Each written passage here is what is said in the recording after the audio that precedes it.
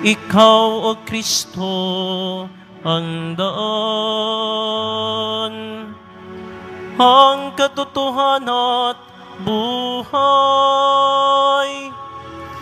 patungo sa Amang mahal. Alleluia, Alleluia, Alleluia,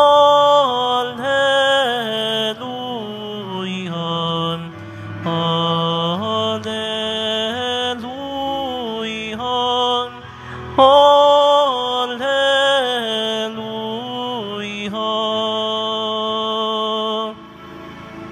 Sumainyo ang Panginoon. At sumaiyo rin. Ang mabuting balita ng Panginoon ayon kay San Juan. Papuri sa iyo, Panginoon. Noong panahong iyon, sinabi ni Jesus sa kanyang mga alagad, "Huwag kayong mabalisa. Manalig kayo sa Diyos at manalig din kayo sa akin. Sa bahay ng aking Ama ay maraming silid. Kung hindi gayon, sinabi ko na sana sa inyo. At paroroon ako upang ipaghanda ko kayo ng matitirhan. Kapag naroroon na ako at naipaghanda na kayo ng matitirhan, babalik ako at isasama kayo sa kinaroroonan ko. At alam na ninyo ang daan patungo sa pupuntahan ko." Sinabi sa kanya ni Tomas, "Panginoon, hindi po namin alam kung saan kayo pupunta. Paano namin malalaman ang daan?" Sumagot si Jesus, "Ako ang daan, ang katotohanan at ang buhay. Walang makapupunta sa Ama kundi sa pamamagitan ko."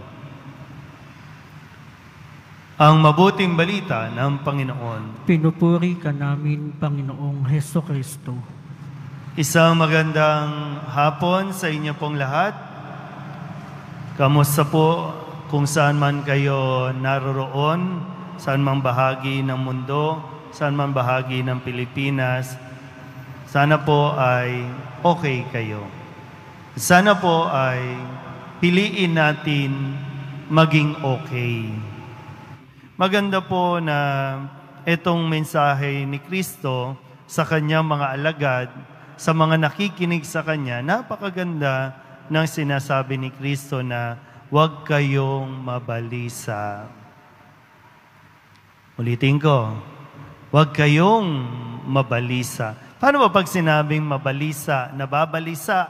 Di ba, no? Pag sinabi nababalisa, ang dami nang papasok kasi sa atin dyan. Andiyan na yung nagiging paranoid tayo, no? Para bang lahat na lang nang gawin natin, konting ubo, konting lagnat, COVID na, virus na, andiyan yung nade-depress tayo, mayroong anxieties, nai-stress na tayo.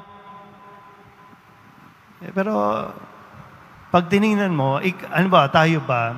Tayo na medyo nababalisa, di ba, no? Na nalulungkot, na namomroblema. Tingnan nga natin kung valid ba, worth it ba na mabalisa tayo? Worth it ba yung energy na inilalagay natin? Kasi pag nababalisa ang isang tao, parang ang dami niyang iniisip, isip ng kung ano-ano na mga bagay na hindi naman dapat isipin kasi pag iniisip mo yung mga bagay, lalo ka lang nadidepress.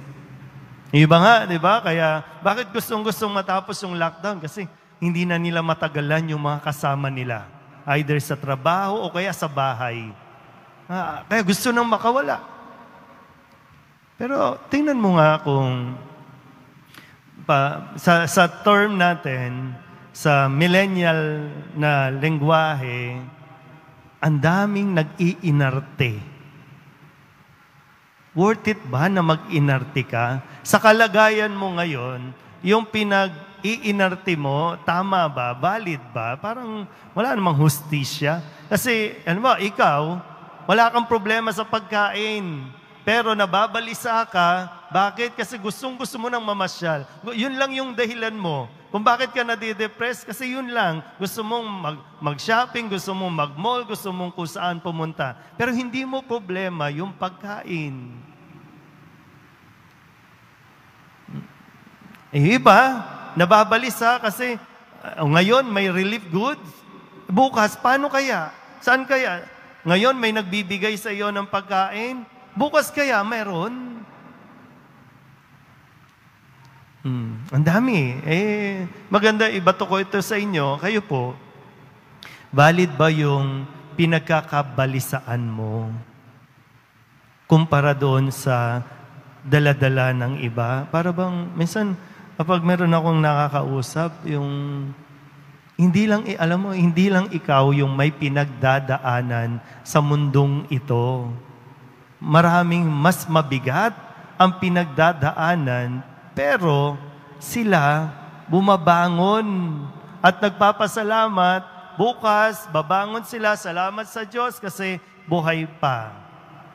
Pero alam mo yung nararamdaman ng mga namatayan, no, dahil sa COVID, na hindi nila nakita kasi diretso ikikremate, hindi na iburol kasi kailangan ilibing na. Pero ikaw, ang pinagkakabalisaan mo, walang koneksyon, o kaya naubos mo na yung palabas sa Netflix. Ano ba? Wala. Nababato ka lang sa bahay kasi 2 buwan ka na nandyan. Valid ba? Yung iba nagre-reklamo, araw-araw sardinas. Buti nga mayroon.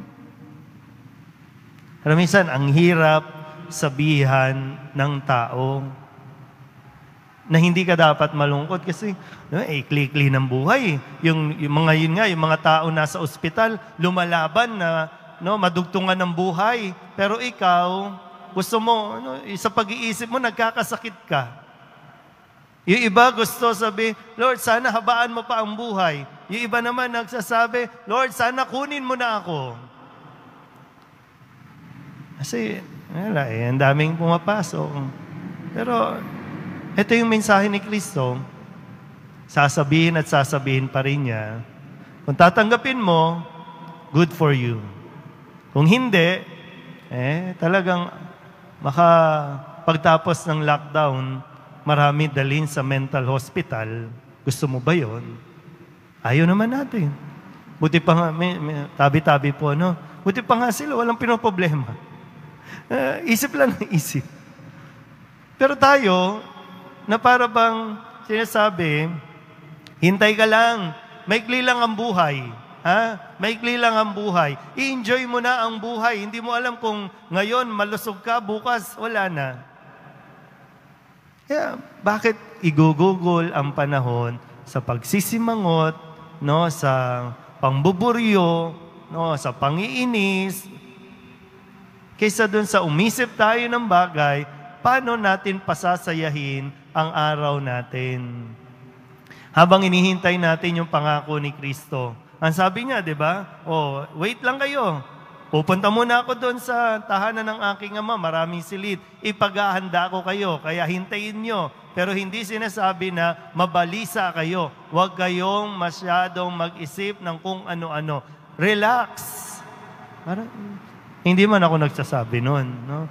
Siyempre, si Kristo ang nagsasabi sa ating lahat. Pero minsan, inisip nga natin, hanggang kailan ba itong perang hawak ko? Hanggang kailan ko babudgetin ito? Magkakasya pa ba ito hanggang sa susunod? Paano kapag in-extend hanggang May 25? Paano pag in-extend hanggang August? Paano na? Saan na? Wala pa. Saka mo na isipin. Ngayon, enjoy mo muna ang buhay mo. Hindi pa natin alam kung bukas, susunduin na tayo ni Jesus kasi okay na yung silid natin. Marami kasing nasasayang. Di ba? Maraming nasasayang. Huwag na.